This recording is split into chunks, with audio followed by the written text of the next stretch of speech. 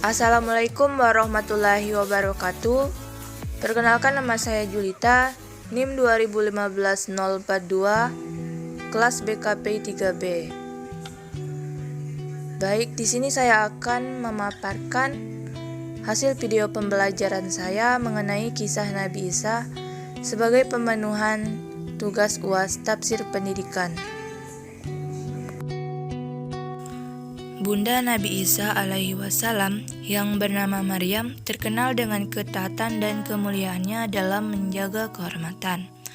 Maryam sangat taat beribadah kepada Allah dan menjaga kesucian dirinya di mihrab.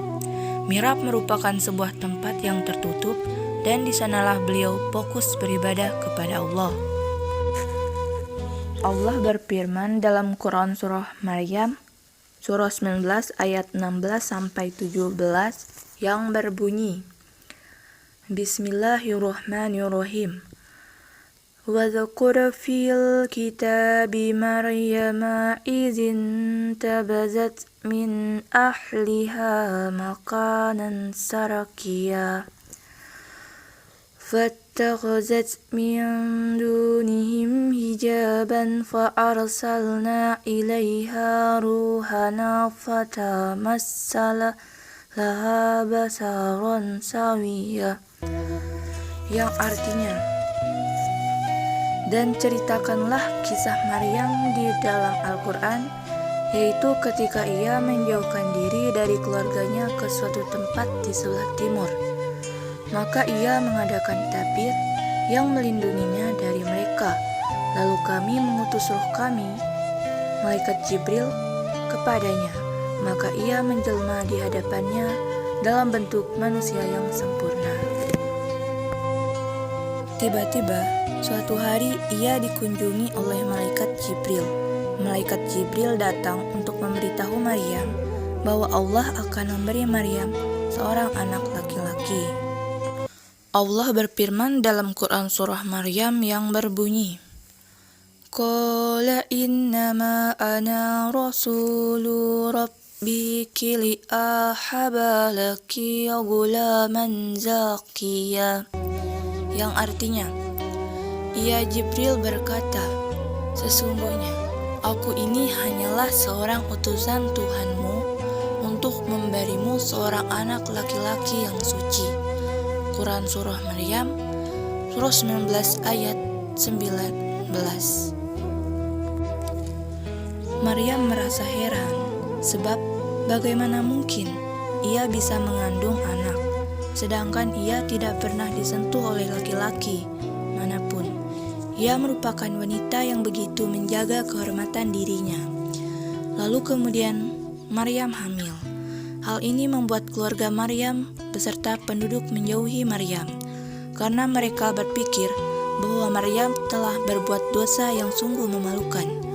Maryam pun terus berdoa kepada Allah, Ya Allah, tolonglah hambamu ini. Hamba yakin dan percaya atas semua takdir yang Engkau berikan. Berilah hamba kekuatan.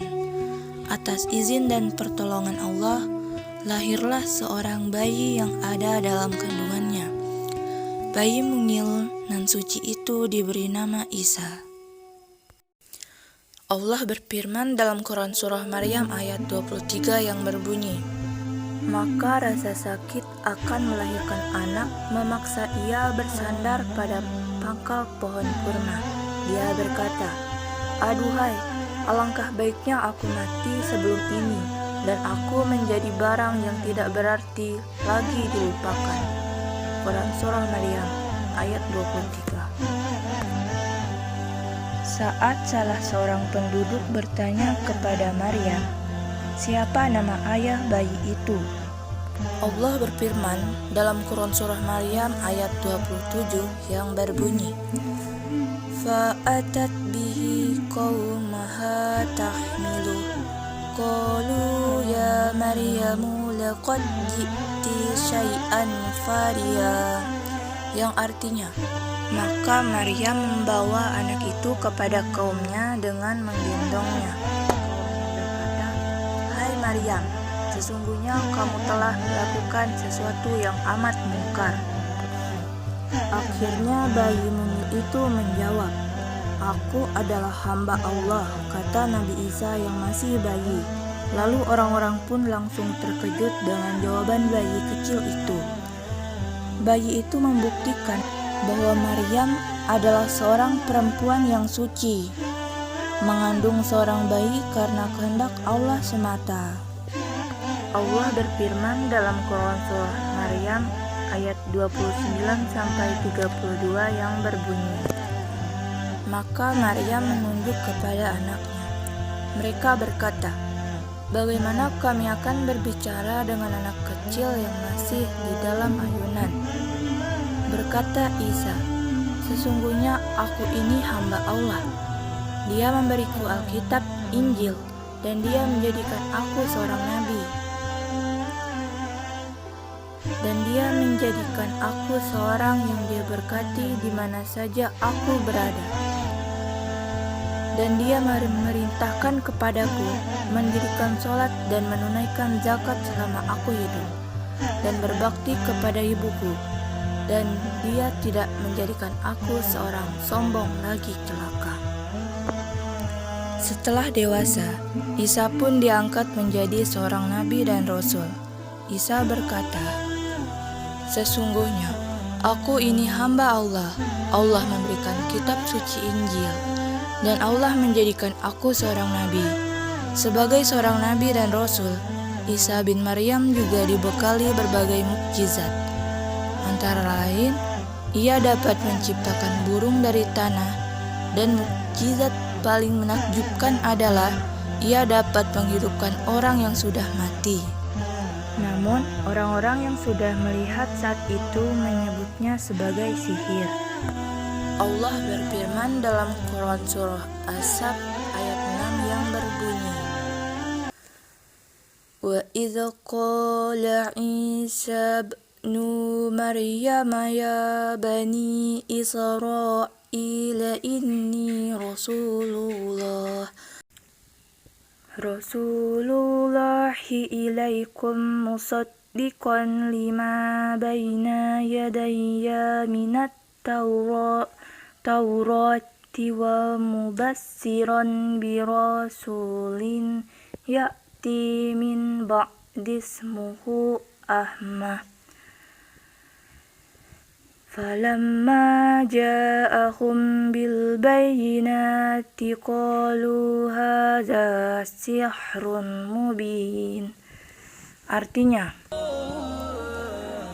dan ingatlah ketika Isa ibnu Maryam berkata, "Hai Bani Israel, sesungguhnya aku adalah utusan Allah kepadamu, membenarkan kitab sebelumku, yaitu Taurat, dan memberi kabar gembira dengan datangnya seorang Rasul yang akan datang sesudahku, yang namanya Ahmad atau Muhammad." Maka tatkala Rasul itu datang kepada mereka dengan membawa bukti-bukti yang nyata, mereka berkata, "Ini adalah sihir yang nyata." Nabi Isa pun sudah menjadi panutan bagi Bani Israel. Hal ini membuat para pendeta merasa iri kepadanya. Oleh karena itu, para pendeta menghasut pihak kerajaan untuk menangkap Nabi Isa, dan akan memberikan hadiah yang besar jika ada orang yang membantu menangkap Nabi Isa. Maka pada akhirnya Nabi Isa harus berdakwah secara diam-diam dan berpindah-pindah. Dalam dakwahnya, Nabi Isa dibantu para sahabat, yaitu Simon, Yudas Iskariot, dan lain-lain. Suatu saat, salah satu sahabat Nabi Isa, yaitu Yudas Iskariot, berkhianat. Ia tergoda oleh hadiah dari kerajaan. Ia lalu memberitahukan di mana tempat persembunyian Nabi Isa. Ketika Nabi Isa dikejar oleh pasukan kerajaan, beliau akhirnya bersembunyi di gua. Dan kemudian Allah mengangkatnya ke langit. Adapun Yudas Iskariot yang berjalan paling depan kemudian diserupakan wajahnya oleh Allah seperti wajah Nabi Isa. Akhirnya Yudas Iskariotlah yang malah ditangkap dan dibawa ke kerajaan. Ia diberi hukuman mati dengan cara disalib hidup-hidup. Dia pun dibawa ke Golgota dengan memanggul salibnya dan diberi mahkota kawat berduri.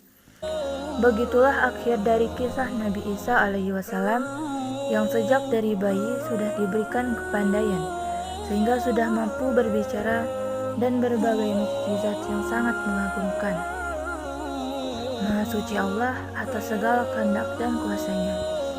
Kisah kelahiran Nabi Isa digambarkan Allah Subhanahu wa taala dengan indah di dalam Al-Qur'an, yakni Quran surah Maryam surah 19 ayat 16 sampai dengan ayat 40. Kisah Nabi Isa ini memberi hikmah bahwa keteguhan hati dan kesabaran sangat dibutuhkan ketika menghadapi suatu kesulitan. Selain itu, sangat penting memperkuat keimanan serta percaya pada kebesaran Allah Subhanahu wa taala. Sekian video pembelajaran yang dapat saya sampaikan. Saya akhiri. Wabillahi taufiq wal hidayah. Wassalamualaikum warahmatullahi wabarakatuh.